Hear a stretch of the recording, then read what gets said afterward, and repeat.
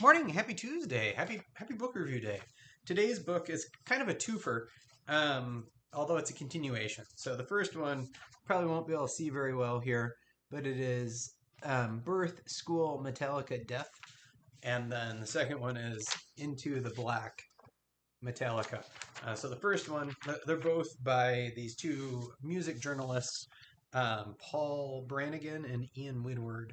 And I think one of them worked for Kerrang for a while, maybe. I don't know. I used to read a lot of the metal magazines back then. And so the first one basically covers through 1990, and then this one is 1991 to 2014. I love a good rock book, and often the ones that are written by the actual musicians aren't always my favorite. But these kind of authorized, unauthorized biographies, whatever you want to call them, um, are super interesting to me. So um, Winward and Brannigan do a really good job of slowing down and picking out each of these moments of Metallica's career. And my introduction to Metallica was on the school bus, probably 1989. I remember there was a kid my age who was wearing a Ride the Lightning t-shirt. And I just remember being struck by that visual. And he was listening to his Walkman. And I asked what he was listening to, and it was Ride the Lightning. And he played it for me. And I never heard music that fast before. Previously, I thought the fastest guitars belonged to like Slash and Guns N' Roses.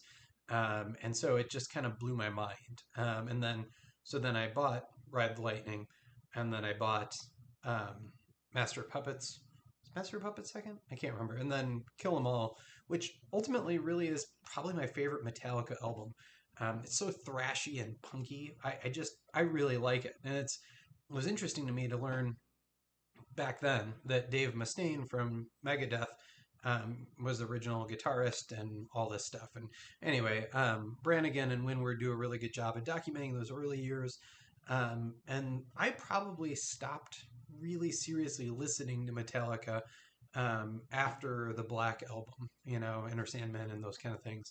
I heard songs, obviously, and I bought some of the later albums, but I don't return to them in the way that I did. So it was really interesting to hear what was kind of going on at that time. I also haven't watched the documentary, Some Kind of Monster, yet, though I know I'm supposed to. And the authors do a good job talking about that period also and kind of how it came to be and then the attention it got afterwards. So anyway, if you're into Metallica or you just need another good kind of rock book, because it's also covers such a wide swath of time, essentially from 19. I think it really begins. I mean, they do some of the quick bios of the major players, Lars and Kirk and James and so on. But really, it's like 1981 to 2014. So it's a kind of a cultural history through that lens of Metallica as well. And of course, you get the inside stories about Jason Newsted and then Trujillo coming in as the bassist and kind of all those relationships and the Hall of Fame in 2009. And so anyway, it's a really good. It's a good listen, which is how I ingested it while mowing the lawn and doing chores and that kind of thing.